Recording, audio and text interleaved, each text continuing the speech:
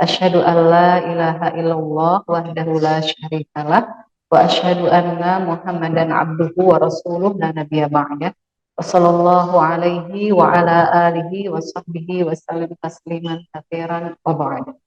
Alhamdulillah pagi menjelang siang ini kita bisa berkumpul kembali setelah sekian lama tidak berjumpa. Alhamdulillah nikmat dari Allah kita bisa bersama-sama kembali dalam rangka saling mengingatkan tawasau bil haq wa tawasau bis sabr, saling mengingatkan dalam kesabaran dan kebaikan biar kita tidak termasuk orang-orang yang merugi gitu ya. Karena di surat Al-Asr Allah bersumpah demi waktu, sesungguhnya semua manusia berada dalam kerugian kecuali yang beriman, beramal saleh dan saling nasihat menasihati. Dan sesungguhnya nasihat pada hari ini itu ditujukan kepada diri saya pribadi sebenarnya. Ibu-ibu mudah-mudahan bisa mendapatkan manfaat juga. Ya. Salawat serta salam semoga tetap tercurah limpah kepada junjungan kita Nabi Muhammad SAW.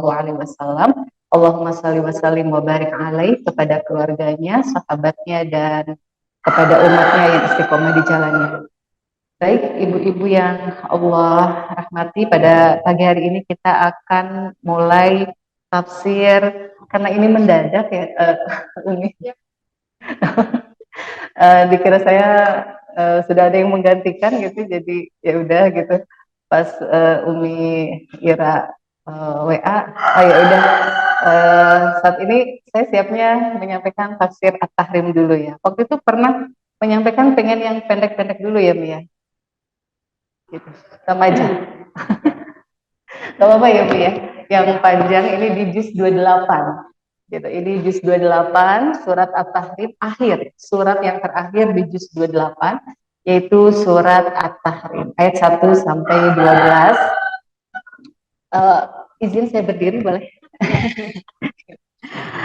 Surat At-Tahrim jumlah ayatnya ada 12 dan ininya jenis suratnya adalah Madaniyah. Madaniyah artinya diturunkan di Madinah atau setelah hijrah. Kemudian nama At-Tahrim ini ada 3. Yang pertama disebutnya dengan surat At-Tahrim karena diawali dengan karena isinya tentang Nabi mengharamkan sesuatu yang dihalalkan. At-Tahrim artinya pengharaman. Pengharaman. Kemudian kenapa? Yang kedua disebutnya juga At-Tahrim itu dengan nama Limatul Harim karena diawali dengan kata-kata ya ayuhan nabi Limatul Harim gitu. Kenapa mengharamkan? Kemudian yang ketiga disebutnya juga dengan, kadang disebut dengan an-nabi, ya ayuhan nabi karena diawali dengan perkataan ya ayuhan nabi gitu ya. Selanjutnya sebab turun surat At-Tahrim ini ada 2. Yang pertama karena ada yang mengatakan karena Rasul mengharamkan minum madu gitu ya. Kemudian yang kedua sebab diturunkannya surat ini karena Rasul, ada yang mengatakan karena Rasul mengharamkan untuk menggauli Maria Al-Qibtiyah. Kita lihat hadisnya. Yang pertama, hadis yang mengatakan bahwa Nabi mengharamkan minum madu. Ceritanya, suatu saat Nabi minum madu di salah satu istri beliau, yaitu Zainab binti Jahash. Kemudian Aisyah cemburu. Maka Aisyah bilang kepada Hafsah, wahai Hafsah, nanti kalau Nabi masuk ke rumah kita, salah satu di antara kita, maka mari kita sampaikan kepada Nabi bahwa Nabi mulutnya bau magofir. Magofir itu sejenis tumbuhan, kalau di kita mungkin pete, gitu. Enak tapi bau gitu ya. Dan Nabi adalah tidak suka dalam tubuhnya itu tercium bau-bauan, gitu. Nah, benar setelah dari Zainab binti Jahash, dan ini istri yang salah satu istri yang sangat dicemburui oleh Aisyah, Zainab ini, gitu ya, karena ya mungkin kelebihan-kelebihan yang dimiliki, gitu. Maka dan ini diceritakan oleh Aisyah, ibu-ibu. Aisyah menceritakan kesalahannya, gitu ya, untuk dijadikan pelajaran. Karena ini isinya tentang ilmu, maka beliau menyampaikan, meskipun itu membuka kesalahannya Aisyah, gitu.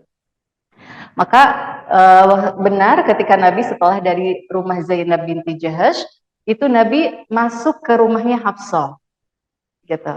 Ketika masuk ke rumah Hafsah, nah Hafsah bilang, wahai Nabi, engkau bau magofir. Enggak kok, gitu.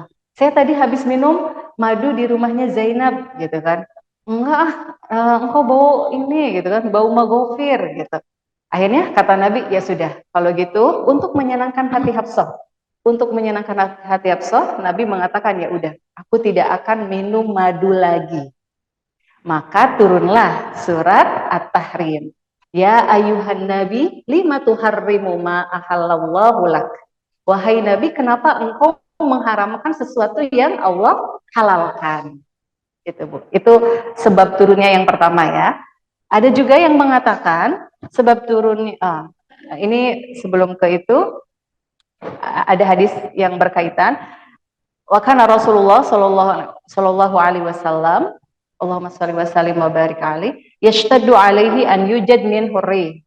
Dan Rasulullah merasa berat, sangat tidak suka jika tercium darinya bau yang tidak enak, gitu. Jadi Nabi ketika dikatakan bau magofir itu langsung tersentak gitu, karena emang Nabi orangnya bersih, tidak pernah tercium bau gitu, tercium bau-bau yang tidak enak. Maka Nabi setiap kali masuk rumah, bada abis siwak. Nabi setiap kali mau masuk rumah selalu memulainya dengan bersiwak. Jangan sampai nanti bicara sama istrinya, istrinya keganggu kayak gitu. Itu ininya Nabi ya, sikap bersihnya Nabi, sikap apa ya, resik gitu ya, bersih seperti itu.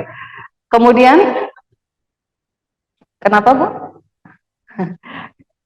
Kemudian yang ketiga ini hadisnya, ini Nabi setiap kali mau menghitbah atau mau memilih seseorang untuk dijadikan istri, itu Nabi mengutus salah satu saudaranya, keluarganya, Syummi awaridha wanduri ila urkubaiha. Ini Nabi setiap kali mau khitbah atau mau menikahi salah seorang perempuan gitu, salah seorang istri, maka mengutus keluarganya. Untuk apa? Untuk mencium bau mulutnya dan amati tumitnya. Jadi Nabi orangnya nggak jorok ya. Jadi melihat dulu gitu, ini calon istrinya ini jorok apa enggak gitu. Mulutnya bau apa enggak? Tumitnya rerombekan apa enggak gitu.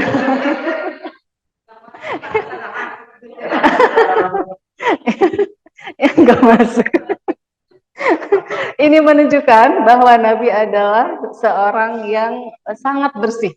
Oleh karena itu, mari kita belajar gitu ya dari Nabi, kita ikutin, kita contoh Nabi. Nabi adalah seseorang yang tidak jorok. Mari kita bersikap bersih, gitu ya, bersikap bersih, tidak bau, gitu ya. Dibersihkan mulut, kemudian kaki, tangan dan sebagainya. Tidak centengan, ya, bisul-bisul dan sebagainya, enggak gitu ya, kayak gitu. Ini hadis-hadis yang berkaitan dengan sebab turun yang pertama. Sekarang sebab turun yang kedua, yaitu surat ini katanya berkaitan dengan Nabi mengharamkan Maria Al-Qibtiyah untuk digauli. Gitu. Ini sebab turunnya ada dua pendapat ya Bu. Ada yang mengatakan tadi karena Nabi mengharamkan madu, dan yang kedua karena Nabi mengharamkan Maria Al-Qibtiyah. Maria Al-Qibtiyah ini adalah seorang budak yang dihadiahkan oleh Raja Mesir Al-Mukawqas kepada Nabi, gitu.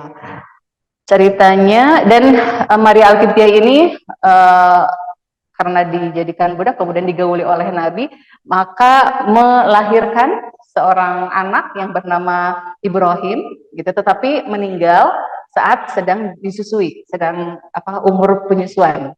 Ketika meninggal Nabi Ibrahim itu, maka Nabi mengatakan, innal aina tadma wal qalba tahzan wa la naqulu illa ma yarda rabbuna wa inna bi firaqika ya Ibrahim lamahzunun. Kedua mata boleh mencucurkan air mata, hati boleh bersedih. Hanya kita tidaklah mengatakan kecuali apa yang diridhoi oleh Rabb kita. Dan sungguh kami dengan perpisahan ini wahai Ibrahim pastilah bersedih. Jadi Nabi punya putra yang bernama Ibrahim dari Maria Al-Qibtiyah. Ketika Ibrahim ini meninggal, Nabi sangat bersedih. Gitu. Tetapi kita harus ridho dengan ketentuan Allah, kata Nabi Muhammad. Seperti itu. Ceritanya kalau dengan Maria Al-Qibtiyah ini, ceritanya Nabi saat itu jatahnya itu di Hafsah. Hafsah ini anaknya Umar bin Khattab. Kalau Aisyah anaknya Abu Bakar. Gitu. Nah, ketika ke rumah Hafsah, ternyata Hafsah sedang tidak ada. Sedang ke rumah ayahnya, ke rumah Umar bin Khattab. Mungkin Nabi berhasrat dan sebagainya, tetapi Hafsahnya tidak ada, maka dipanggillah Maria Al-Qibtiyah. Gitu. Ketika dipanggil Maria Al-Qibtiyah, masuk ke, ya akhirnya digauli, kemudian Hafsah datang, akhirnya ketahuan. Gitu. Maka di situ Hafsah marah. Marahnya, wahai Nabi, afidauri wa ala firashi. Gitu. Wahai Nabi, engkau melakukannya di jatahku dan di atas kasurku, gitu. Ngamuk ya. Seperti itu. Hafsah marah, akhirnya Nabi menenangkan Hafsah dengan mengatakan, aku tidak akan menggauli Maria Al-Qibtiyah. Gitu. Makanya langsung turun ayat, ya ayuhan Nabi, lima tuharrimu ma ahallallahu lak. Wahai Nabi, kenapa engkau mengharamkan sesuatu yang halal bagimu? Begitu, Bu. Ini sebab turun ya Bu ya. Ini saya bercerita aja ya, tidak ada maksud apa-apa Ibu. Sebab turun surat At-Tahrim.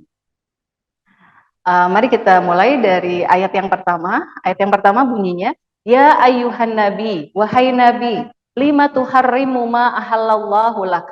Mengapa engkau mengharamkan apa yang Allah halalkan bagimu? Kenapa engkau mengharamkan madu? Kenapa engkau mengharamkan Maria Al-Qibtiyah? Padahal itu sesuatu yang halal. Gitu, sesuatu yang halal. Dan di sini menyebutnya ya ayuhan nabi. Ya ayuhan nabi beda dengan ya ayuhan rasul. Di Al-Qur'an itu kadang Allah mengatakan ya ayuhan nabi, kadang mengatakan ya ayuhan rasul. Kalau ya ayuhan rasul itu berkaitan dengan syariat. Tapi kalau ya ayuhan nabi itu berkaitan dengan pribadi. Dan ini pribadi ya.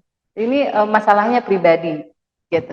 Dan mengharamkannya di sini ya ayuhan nabi lima tuharrimu, di sini Nabi tidak mengharamkan dalam artian untuk mengharamkan kepada seluruh manusia, bukan. Tetapi untuk dirinya, gitu ya, untuk dirinya saja. Ya ayuhan nabi lima tuharrimu ma ahallallahu lak. Dan ini menunjukkan pengingatan ini, peringatan Allah ini kepada Nabi menunjukkan bahwa berkaitan dengan syukur, gitu. Kalau sesuatu yang dihalalkan oleh Allah kemudian kita haramkan, itu dalam arti kata kok kita nggak bersyukur sih, gitu. Kan Allah sudah halalkan, kenapa diharamkan? Allah udah bolehkan, kenapa diharamkan? Jadi di sini sama Allah ditegur, Nabi jangan engkau mengharamkan sesuatu yang telah Allah halalkan, karena ini berkaitannya dengan syukur, gitu ya. Adek.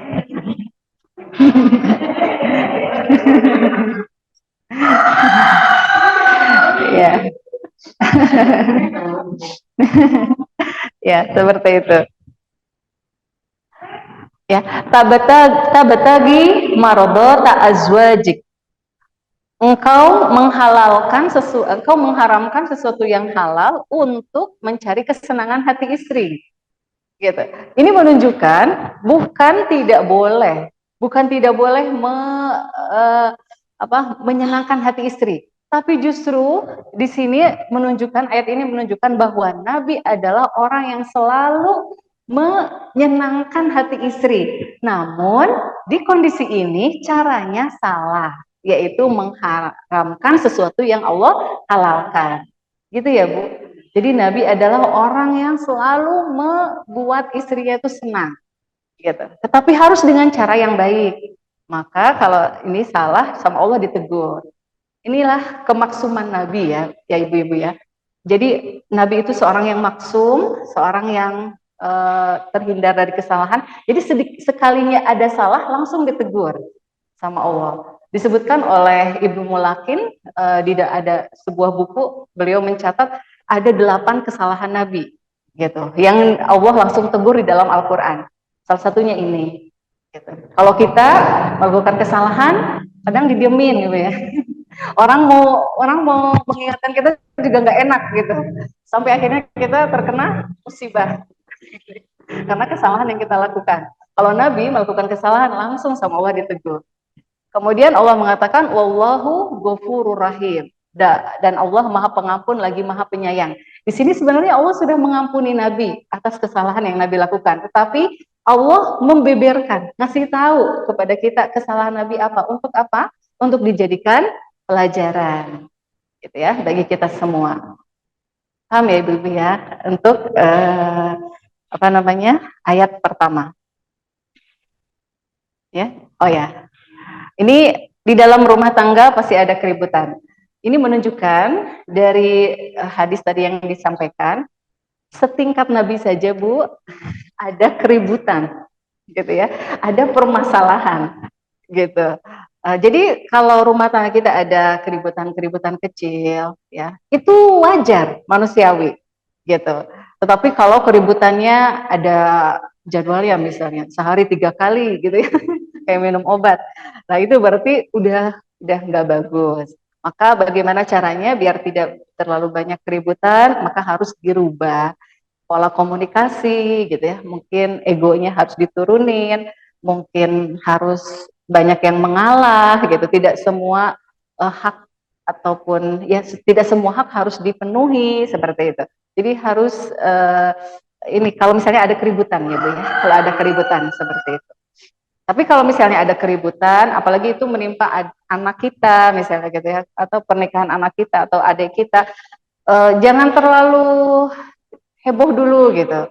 Ya udah wajar gitu kan, ada keributan. Oh Nabi sendiri yang itu udah dijamin masuk surga, istri-istrinya juga dijamin masuk surga, ada keributannya, gitu ya.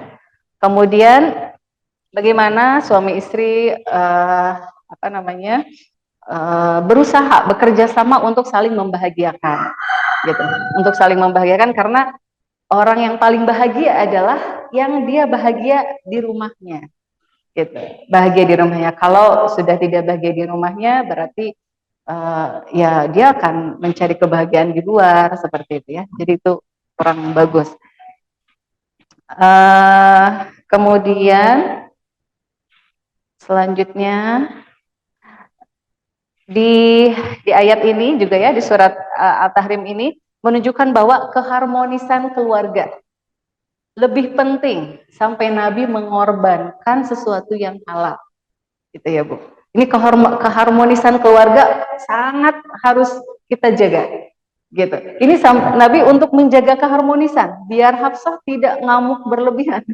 Akhirnya ya udah cukup. Untuk menenangkan Hafsah, nggak usah marah.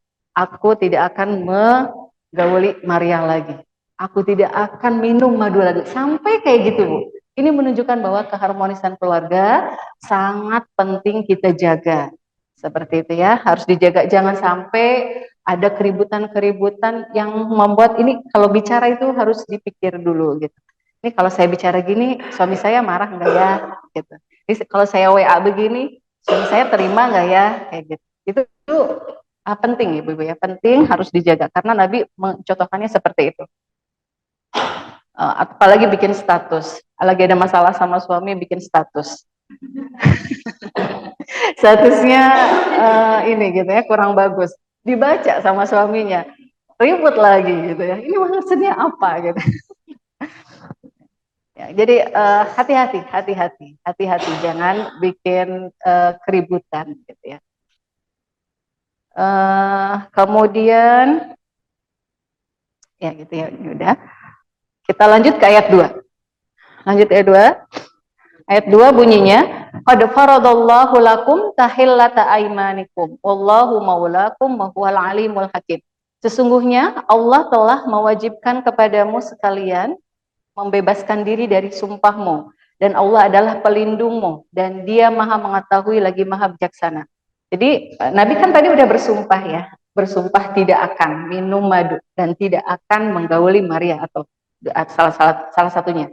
Maka di sini cara untuk membatalkan sumpah itu, nih, di sini qad faradallahu lakum tahillata aimanikum. Sesungguhnya Allah telah mewajibkan kepadamu sekalian membebaskan diri dari sumpahmu. Boleh kalau kita sudah bersumpah, kemudian kita melihat ada sesuatu yang lebih baik dari sumpah yang kita lakukan ini, boleh kita menggagalkan, membatalkan sumpah itu. Tapi harus bayar kafarah.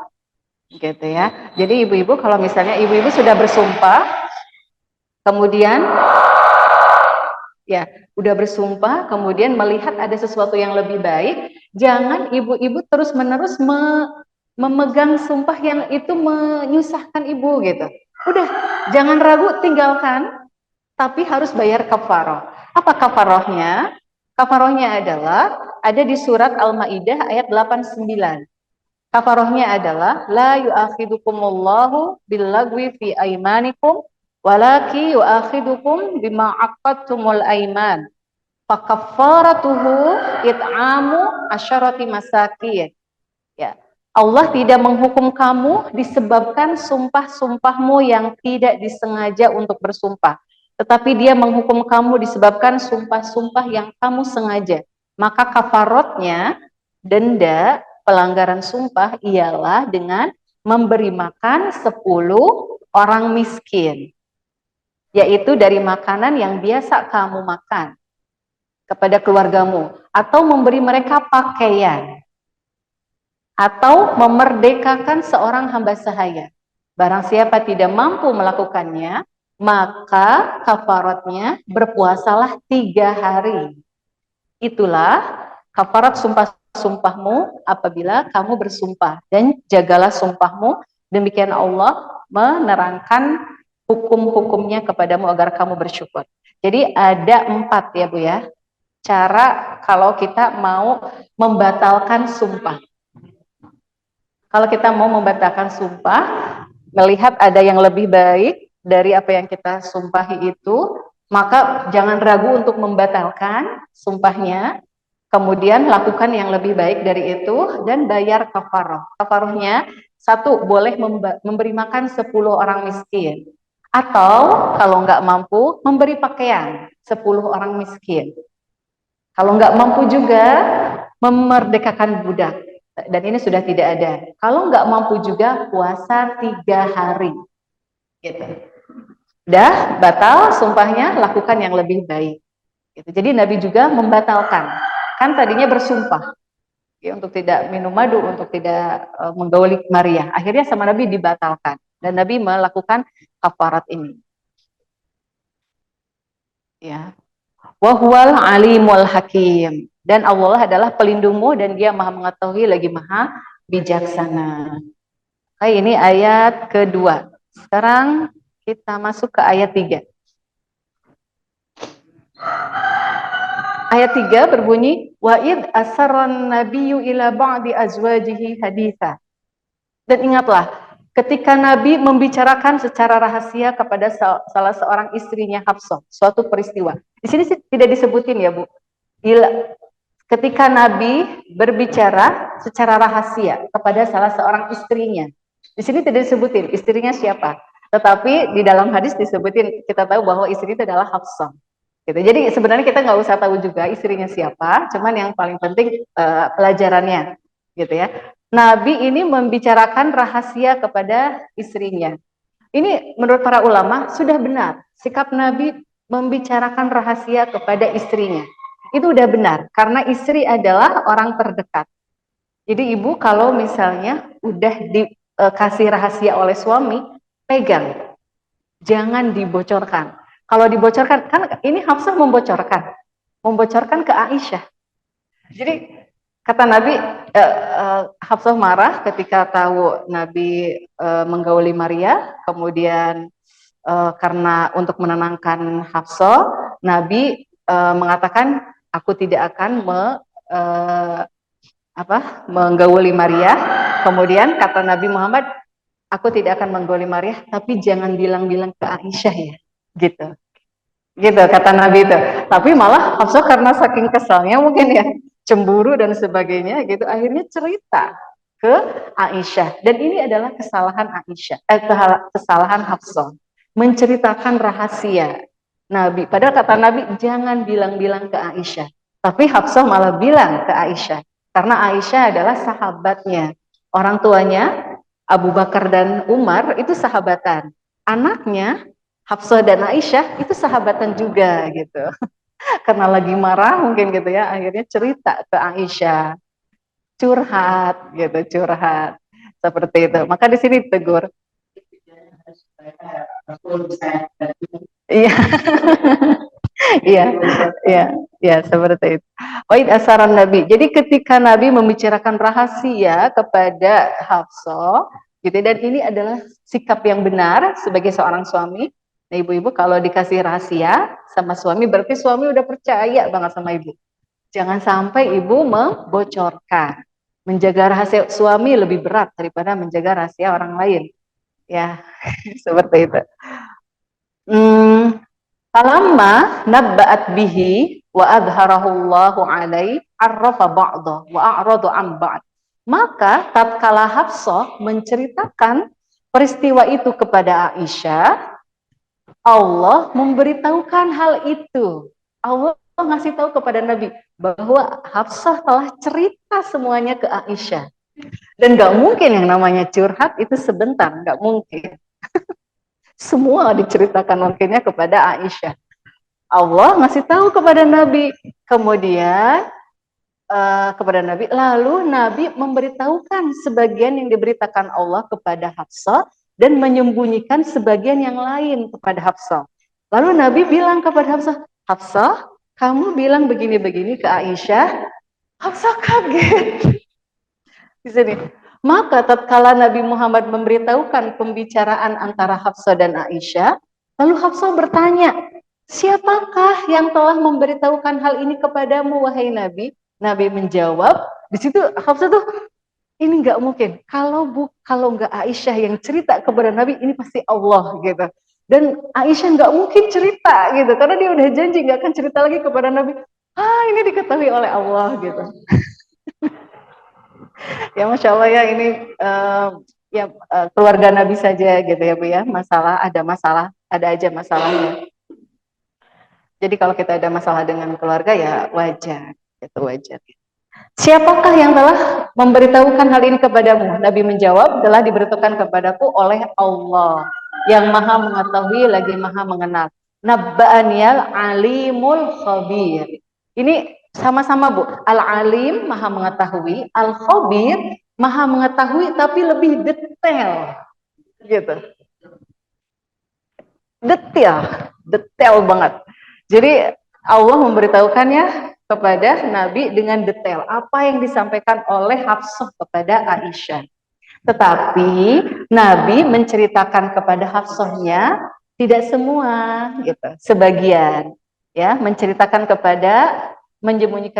memberitahukan sebagian dan menyembunyikan sebagian yang lain. Ini kata para ulama menunjukkan sikap yang bijak, Bu, bijaksana.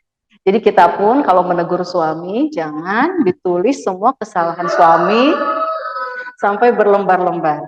1, 2, lembar kedua, 3, 4. Memang ya kamu tuh dari dulu. Katanya sih istri gitu ya. Istri itu penghafal yang sejarah katanya, penghafal. Kalau suami biasanya katanya nggak terlalu hafal kesalahan-kesalahan istri, tapi kalau istri biasanya ingat terus. Ya, dan ini kurang bagus Bu. Kalau kita mau menegur suami, gitu ya, nggak bagus beaskan tuh, dibeberkan sejelas-jelasnya, nggak usah. Langsung saja apa kesalahannya dan nggak usah begini kan. Ingat nggak tahun sekian? Ingat nggak? Kamu tuh berkali-kali ya berulang-ulang ya. Nggak bisa begitu juga.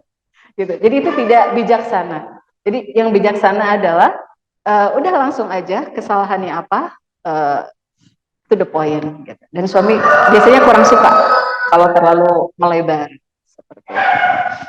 Dan suami yang bagus juga kayak gitu. Ini kebalikannya ya Bu ya. Suami yang bagus juga kayak gitu. Ketika mendidik istri tidak boleh disebutin satu-satu kesalahannya. Gitu. Langsung saja. Gitu. Ini harusnya dikasih tahu ke suami. Ya, seperti itu. Mudah-mudahan suami-suaminya juga belajar surat At-Tahrim ya Bu ya. Sehingga tahu bagaimana mendidik istri. Jadi nih sikap Nabi memberitakan rahasia. Nabi sangat bijak. Dilupakan lebih baik ya Bu ya daripada diungkap semua kesalahan-kesalahan suami. Udah, yang pentingnya aja apa, kemudian dilupakan lebih baik. Kemudian mengingat kesalahan bukan ciri orang baik, udah dilupakan aja lebih bagus. Ya, seperti itu. Baik. Kemudian ayat 4 ini Allah mengatakan in tatuba ilallahi faqad sagat qulubukuma. Sebenarnya siapa Bu yang paling yang paling besar kesalahannya? Hafsah apa Aisyah? Hafsah.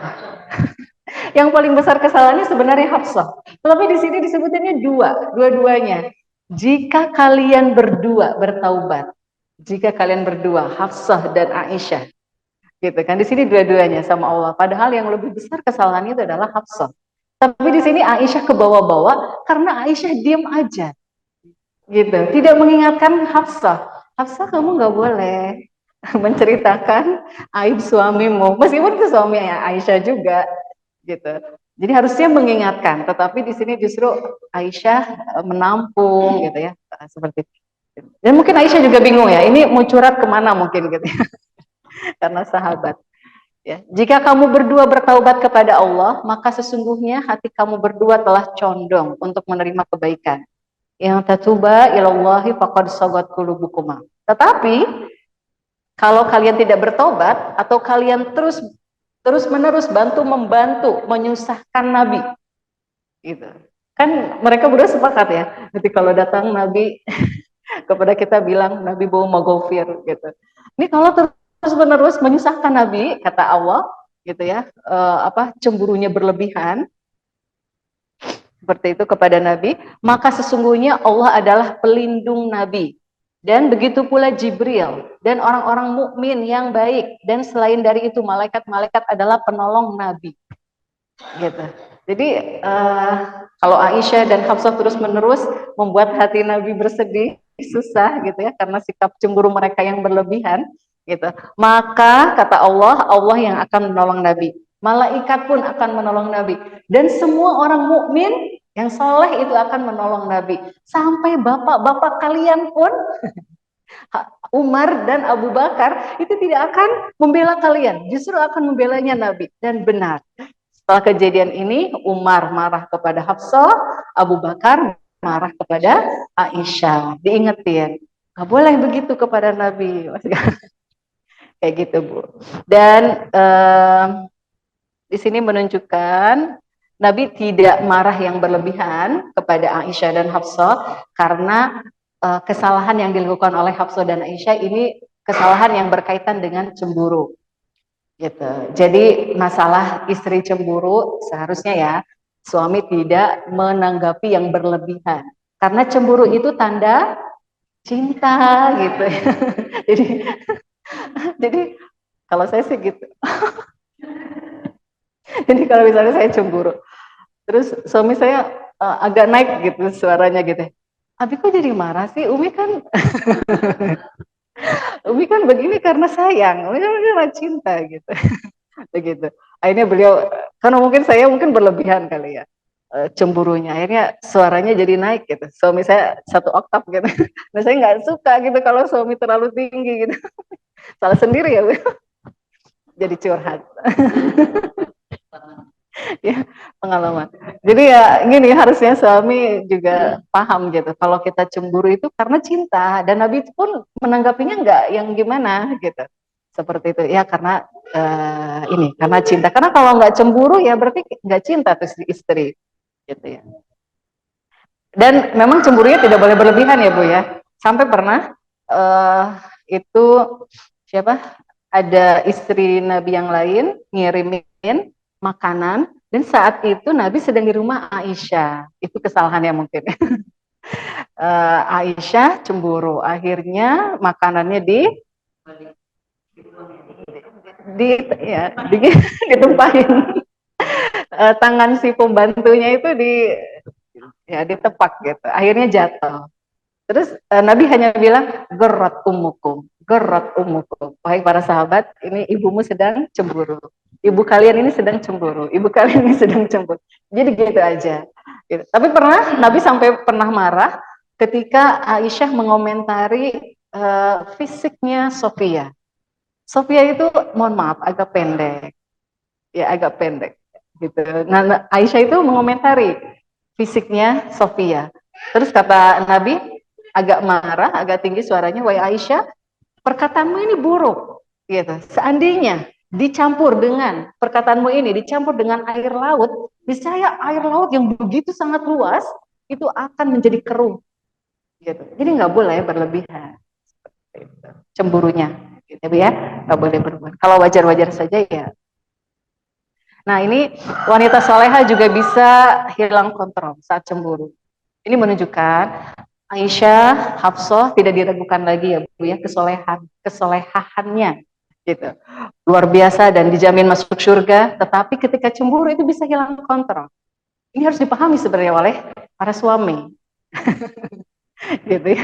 Nah, ibu-ibu nanti kalau misalnya agak hilang kontrol, mohon maaf ayah, kesolehannya ibu Aisyah dan Hafsah saja gitu bisa hilang kontrol, gimana ibu gitu ya. Mohon dipahami, mohon maaf kalau ibu terlalu seperti itu ya. Dan ini juga ya, cemburu Ibunda Sarah kepada Hajar, Ibunda Hajar ini sampai mau melukai. Ini Sarah ini kan luar biasa ya, Siti Sarah wanita yang sangat soleha yang saat itu tidak ada yang beriman kepada Nabi Ibrahim kecuali Siti Sarah. Di semua ininya permintaannya dikabulkan oleh Allah. Ingin anak akhirnya dikasih anak. Seperti itu. Tetapi ketika cemburu kepada Siti Hajar, itu sampai Siti Hajar mau dilukai. Akhirnya Allah memerintahkan Nabi Ibrahim untuk memindahkan Siti Hajar ke Mekah, yang tadinya sama-sama di Palestina. Seperti itu. Jadi begitulah kita ya Bu ya, manusia, wanita. Seperti itu. Dan ini harus dipahami sebenarnya sama suami, ya, biar tidak berkelanjutan ininya pertengkarannya. Ini Aisyah menjatuhkan mangkuk makanan. Ya kalau cemburu suami harus bisa memaafkan dan mengalah. Nah ini baru ya. Oke, ini ayat 4. Selanjutnya ini ada hadis yang menunjukkan bahwa idza ahabballahu 'abdan nada Jibril. Jika Allah mencintai seorang hamba, maka Allah akan menyeru, akan memanggil Jibril. Wahai Jibril, sesungguhnya Allah mencintai si fulan, maka cintailah ia. Gitu. Maka Jibril pun mencintai orang tersebut, lalu Jibril menyeru kepada penghuni langit seraya berkata, sesungguhnya Allah mencintai fulan, maka cintailah fulan. Maka penduduk langit pun mencintai orang tersebut hingga akhirnya ditetapkan bagi fulan untuk diterima di bumi. Jadi ini sesuai dengan tadi ayat 4 ya Bu ya. Bahwa Nabi kalau terus-menerus disusahkan oleh Hafsah dan Aisyah karena kecemburuan mereka, Allah akan menolong Nabi, malaikat akan menolong Nabi, dan seluruh kaum muslimin itu akan menolong Nabi. Kemudian ada hadis yang sesuai dengan ayat tersebut. Jadi kata Nabi, kalau Allah mencintai seseorang, itu Allah akan memanggil malaikat Jibril dan mengatakan kepada malaikat Jibril, sesungguhnya aku mencintai si fulan, maka cintailah ia. Dan Nabi dan malaikat Jibril pun menyuruh semua penduduk langit dan penduduk bumi untuk mencintai si fulan tersebut. Karena Allah mencintainya. Gitu. Gimana caranya mencintai agar dicintai oleh Allah? Lakukan semua perintahnya ya, jauhi dan bersabar dalam menjalankan semua perintahnya, dalam menjalankan semua ketentuannya. itu Allah nanti cinta kepada kita. Dan Allah kalau sudah cinta kepada kita, maka semua makhluk yang ada di langit dan di bumi pun akan disuruh untuk mencintai kita. Tetapi memang akan ada aja, yang tidak sukanya juga akan ada aja, sebagai ujian. Nabi aja udah dicintai gitu kan oleh Allah, malaikat, semua kaum muslimin, tetap aja ada yang benci. Sampai sekarang ya Bu ya, sampai sekarang. Ya, Nabi dihina, dibenci seperti itu sampai sekarang. Maka kalau kita ada yang membenci pun ya nggak usah terlalu berkecil hati. Nabi setingkat Nabi saja gitu ada yang memusuhinya, ada musuhnya seperti itu. Kita tawakal kepada Allah. Selanjutnya ini mungkin yang terakhir ya Bu ya, sampai jam 10. Ini ayat 5 terakhir. Asa rabbuhu in talaqakunna ayyubdilahu azwajan khairam minkunna muslimatin mu'minatin qanitatin taibatin abidatin saihatin thayyibatin wa abkar. Jika Nabi menceraikan kamu, boleh jadi Tuhannya akan memberi ganti kepada Nabi dengan istri yang lebih baik daripada kamu berdua, yang mereka sifatnya patuh, beriman, yang taat, yang bertaubat, yang mengerjakan ibadah, yang berpuasa, dan dari kalangan janda ataupun perawan. Gitu. Ini yang paling ditakuti. Gitu. Seperti itu. Jadi ini ininya ancamannya kepada Aisyah dan Hafsah, kalau terus menerus gitu ya menyusahkan Nabi, maka kalian akan diceraikan gitu dengan wanita yang gitu ya muslimat, mukminat, qanitat, taibat, abidat, saihat, tayyibatin, baik itu janda maupun abkar maupun perawan. Kenapa di sini disebutinnya janda terlebih dahulu daripada perawan? Kata para ulama menunjukkan bahwa kalau janda itu lebih banyak, karena kebanyakan istri Nabi adalah janda. Hanya Aisyah yang perawan. Kemudian janda lebih banyak pengalamannya. Gitu. Lebih banyak pengalamannya, udah banyak pengalamannya daripada perawan. Tetapi masing-masing punya kelebihan kekurangan ya Bu ya. Janda maupun perawan, ya seperti itu. Tidak ada yang sempurna, bagus. Tidak ada yang sempurna, gitu. Tapi di hadis yang lain juga pernah Nabi mengatakan, kenapa engkau tidak menikahi yang perawan, gitu kan? Yang kalau perawan bisa diajak main-main segala macam, kayak gitu. Kata Nabi ya itu seperti itu. Tapi kalau di ayat ini disebutinnya janda terlebih dahulu. Masing-masing punya kelebihan, punya kekurangan. Tidak ada yang sempurna, kayak gitu. Tetapi apa namanya, setelah kejadian ini Aisyah dan Hafsah tidak dicerai, tidak dicerai. Ini menunjukkan bahwa tidak ada yang lebih baik dari mereka, gitu. Menunjukkan tidak ada yang lebih baik dari Hafsah dan Aisyah, sehingga Nabi tetap menjadikan mereka istri. Ya, jadi di sini wanita sesolehah apapun itu bisa melakukan kesalahan, terutama karena masalah cemburu. Kalau istri lepas kontrol karena cemburu bukan berarti tidak bertakwa ya Bu, bukan berarti tidak bertakwa. Jadi suami tidak mudah menceraikan istri, istri juga tidak mudah meminta cerai. Kalau masalahnya pertama ini karena cemburu gitu. Karena cemburu itu tanda cinta gitu ya. Dan Nabi tidak menceraikan Aisyah dan Hafsah. Seperti itu. Baik, ibu-ibu ini aja dulu mungkin ya. Ini masih panjang, semuanya berkaitan tentang keluarga. Selanjutnya 6 sampai 12 ini tugas dan tanggung jawab keluarga, menjaga diri dan keluarga dari api neraka.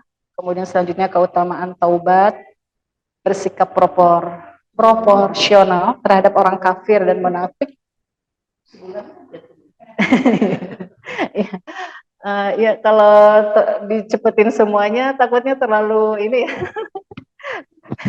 Terlalu penuh, nanti yang ininya lupa ya. Nanti yang ayat 1 sampai 5-nya. Jadi bersabar aja Ibu ya, nggak apa-apa. Oh iya. Iya, seperti itu. Mohon bersabar, mudah-mudahan nanti kita bisa berkumpul kembali dan melanjutkan ayat 6 sampai 12. Baik, Ibu-ibu terima kasih banyak atas perhatiannya. Kurang lebihnya mohon maaf, yang benar datangnya dari Allah, yang salah dari saya pribadi. Ada pertanyaan? Iya. Hmm, ya. Yang paling logikanya gini, kita gimana caranya biar dicintai oleh orang tua, gitu. Iya, iya, seperti itu. Eh, Gimana caranya biar kita di apa ya? Kalau mau minta apa-apa ke orang tua tuh rela aja gitu. Itu gimana caranya? Tidak ada kata lain kecuali kita patuh gitu ya, patuh gitu. Kemudian tidak membangkang seperti itu kepada orang tua, meskipun misalnya orang tua marah dan sebagainya, ya kita tetap sopan seperti itu. Yakin bahwa ketika orang tua marah itu pasti menginginkan yang terbaik seperti itu. Begitu juga ketika Allah memberikan kita ujian, cobaan, sakit sih sebenarnya kita gitu ya. Kenapa aku kayak terkesan nggak adil gitu? Kenapa Allah ngasih ini ke aku dan sebagainya? Tetapi di situ kita harus percaya bahwa Allah memberikan ini semua tuh ya untuk kebaikan kita juga. Ada pelajarannya, ada hikmahnya gitu. Jadi sebisa mungkin untuk mencari keridhaan Allah, kadang gitu ya. Orang tua tuh nggak bisa disamakan sama anak yang A, sayangnya tuh nggak bisa sama dengan anak yang B. Beberapa orang tua begitu yang saya temukan. Karena bawaannya gitu, bawaan dari si anak A itu beda-beda gitu, menyenangkan, ya gimana ya karakternya tuh seperti itu. Jadi kita pun sebisa mungkin gimana mengambil hatinya Allah gitu ya, dengan ya sama seperti kita kepada orang tua, kepada guru dan sebagainya. Seperti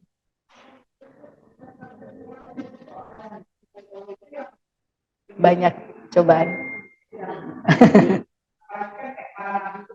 Ya, betul. Betul. Disebutkan di dalam hadis juga yang pernah kita pelajari bahwa ketika Allah mencintai seorang hamba dan ingin diangkat derajatnya ke surga, ternyata amalannya nggak cukup, gitu. Maka Allah berikan dia musibah, seperti musibah yang itu berkenaan dengan dirinya, musibah yang berkenaan dengan keluarganya, ataupun musibah yang berkenaan dengan hartanya. Itu kalau kita pahami hadis itu, maka setiap kali ada musibah, ini teorinya Bu ya, ini teori. Ini saya ngomong seperti ini hanya menyampaikan teorinya. Saya juga belum tentu ketika dikasih musibah itu saya langsung kuat, nggak nangis dan sebagainya gitu. Coba, ayah, mangga, mangga, mangga. Iya, iya, mohon. Mangga, mangga, mangga. Seperti itu. Ini saya menyampaikan hadisnya saja. Mudah-mudahan saya juga bisa sabar gitu ketika dikasih ujian seperti itu. Insya Allah ibu-ibu sudah teruji ya. Ini kan pengalamannya lebih banyak gitu daripada saya. Sudah teruji. Ada lagi Bu? Sudah cukup? Cukup ya? Cukup.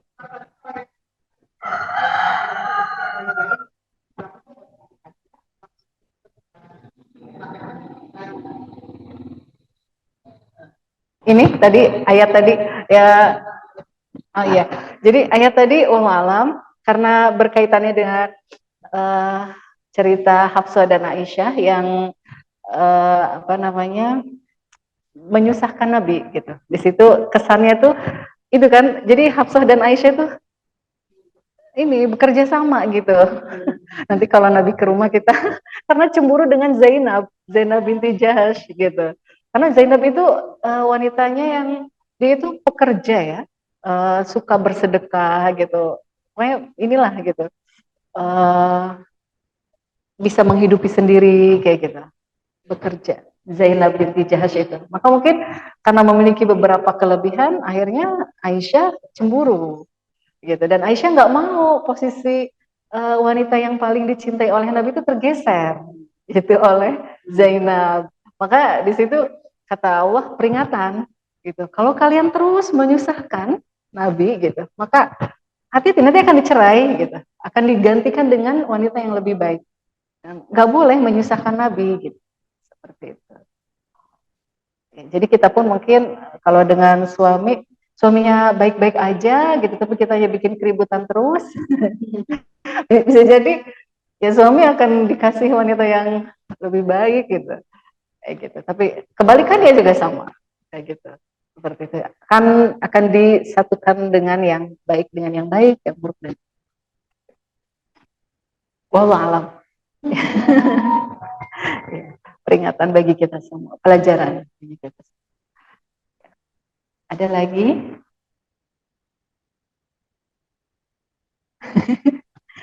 Umi ada lagi? Cukup? Ya baik. Ibu-ibu sekian dari saya pribadi, sekali lagi mari kita sama-sama tutup acara Majlis Taklim ini dengan mengucapkan hamdalah, alhamdulillahirabbil alamin, istighfar, astagfirullahaladzim, astagfirullahaladzim, astagfirullahaladzim, kafaratul majlis, subhanakallahumma wa bihamdika asyhadu an la ilaha illa anta astaghfiruka wa atubu ilaik. Assalamualaikum warahmatullahi wabarakatuh.